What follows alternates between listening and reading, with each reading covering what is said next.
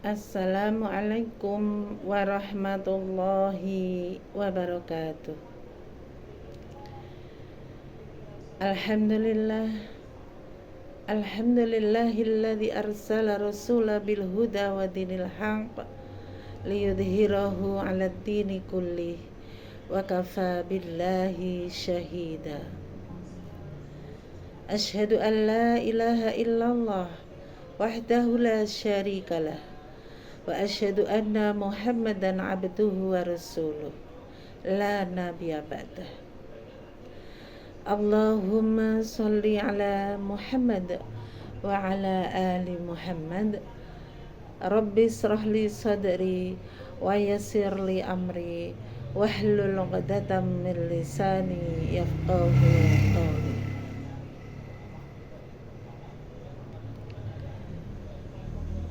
Raditu billahi rabba wa bil islami dina wa bi Muhammadin nabiyya wa rasula. Rabbi zidni ilma warzuqni fahma wa qur rabbi anzilni munzalam mubaraka wa anta khairul munzilin. Allahumma la sahla illa ma ja'altahu sahla wa anta taj'alul hazna idza syi'ta sahla.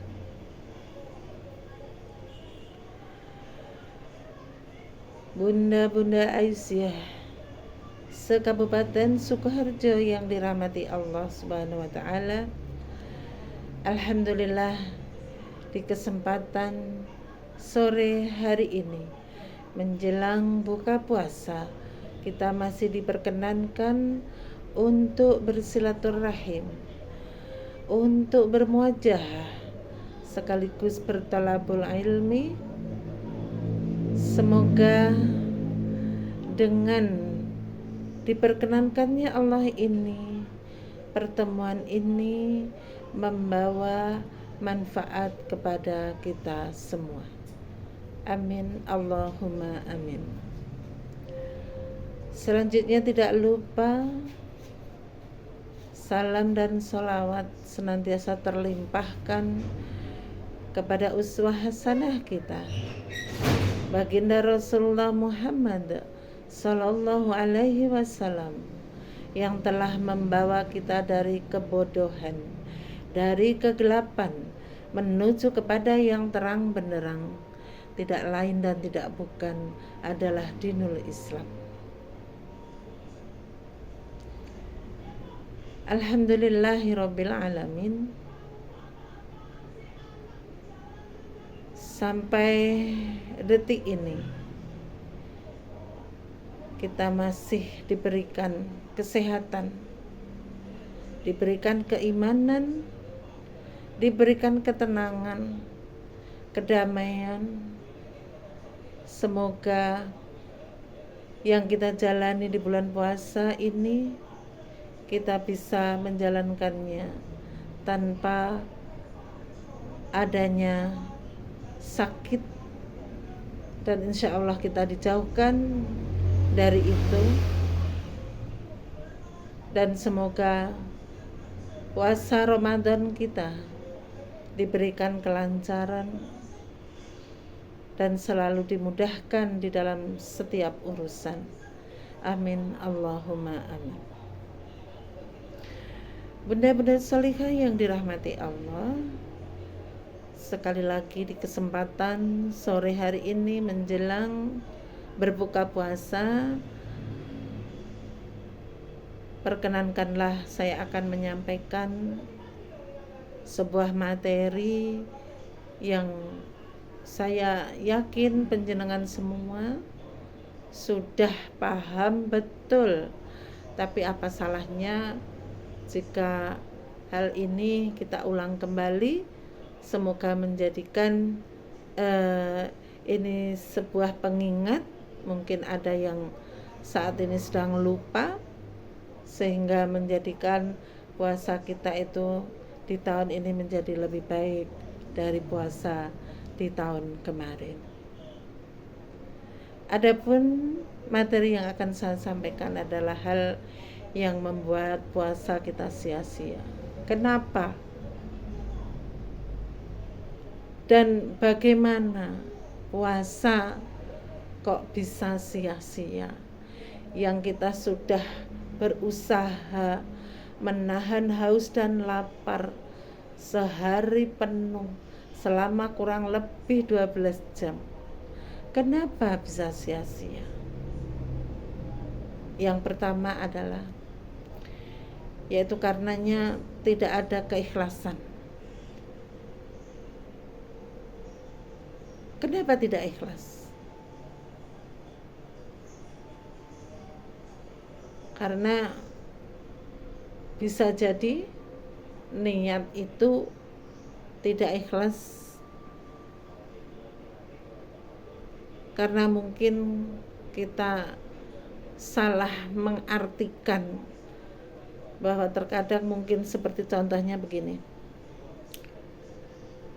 karena tubuh saya besar maka saya menjalankan puasa sebulan penuh ini agar bisa tubuh saya menjadi langsing, lebih kurus lagi, seperti itu. Jadi ini puasa yang diniatkan bukan karena Allah, karena akan hanya untuk meraih sesuatu hal yang seperti tadi, menjadikan tubuh saya lebih kurus. Rasulullah SAW mengingatkan tentang banyaknya orang yang puasanya sia-sia. Hadis ini diriwayatkan oleh An-Nasa'i dan Ibnu Majah yang bunyinya, kam min shaimin laisa lahu min siyamihi ilal ju'u wal atsu, yang artinya betapa banyak orang puasa tetapi tidak mendapatkan apa-apa dari puasanya kecuali lapar dan dahaga. Maka dari itu, siapa saja mereka-mereka, yaitu orang yang tidak ikhlas, tidak karena Allah, karena mohon maaf, kita menjalankan puasa itu harus didasari iman dan hanya berharap balasan dari Allah saja. Man shoma ramadhana imanan wahtisaban ghufira lahu mimma taqaddam min dambi. Man shoma ramadhana, barang siapa berpuasa di bulan Ramadan imanan wahtisaban,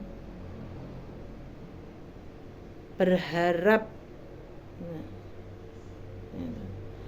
Barang siapa berpuasa di bulan Ramadan karena iman dan hanya berharap pahala dari Allah, maka akan diampuni dosa-dosanya yang telah lalu. Hadis muttafaqun alaih. Maka di sini sudah jelas bunda-bunda semuanya. Mari kita kembali bermuhasabah. Kita kembali mengoreksi diri kita masing-masing. Sudah benarkah niat kita menjalani puasa sampai hari ini benar-benar sudah lurus karena Allah atau belum? Maka dari itu kita harus muhasabah. Kita harus mengkoreksi diri. Kalau memang belum sepenuhnya karena Allah, mari kita luruskan hanya karena Allah saja. Kemudian hal yang membuat puasa kita sia-sia yang kedua adalah berkata kotor. Berkata kotor atau keji itu dilarang, dan ini akan membuat puasa kita pun sia-sia belaka. Bukan berarti berkata kotor ini dilarang saat kita puasa saja, bukan. Di luar puasa pun itu juga menjadi sebuah larangan. Jadi hendaklah kita menghindari dari kata-kata kotor ini. Kemudian yang ketiga, adalah mencela, ya, mencela dan marah. Nah, seperti itu.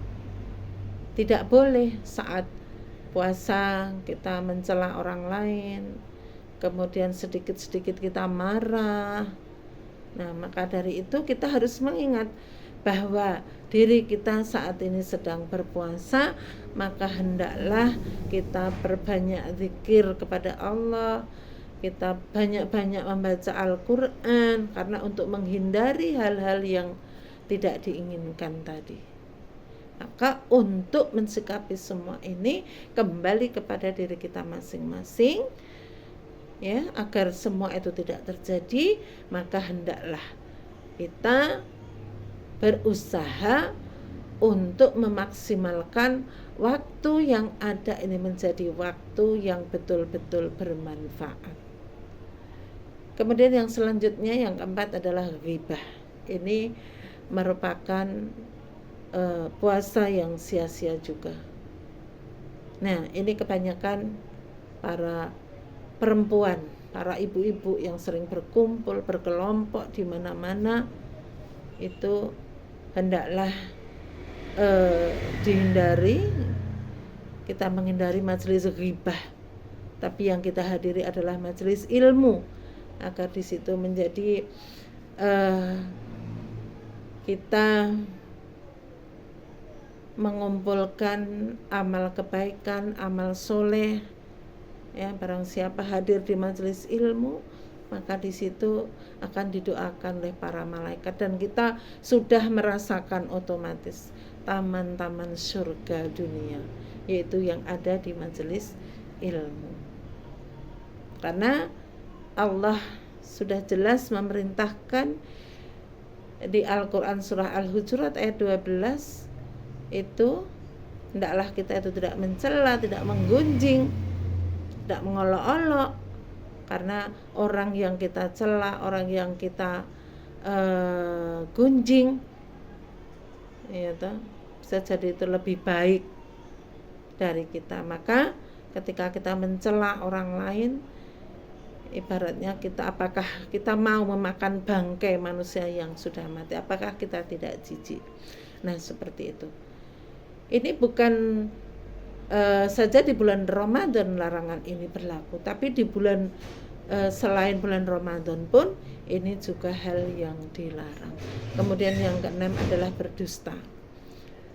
Awake dhewe ora entuk ngapusi, seperti itu. Nah, dalam hal apapun. Jadi kita tidak boleh berdusta, berbohong, itu tidak diperbolehkan, dan ini akan menjadikan puasa kita itu sia-sia. Seperti itu. Kemudian yang selanjutnya adalah kesaksian palsu. Nah, seperti itu. Ketika menjadi saksi, hendaklah saksi yang benar, yang kita berdiri di tengah-tengah, tidak membela siapapun, tapi apa yang kita saksikan adalah sebuah kebenaran. Kemudian yang selanjutnya adalah kemaksiatan yang lain. Maka dari atas sampai bawah tadi itu bentuk kemaksiatan seperti itu, maka hendaklah kita hindari, apalagi kita berada di bulan Ramadan seperti saat ini.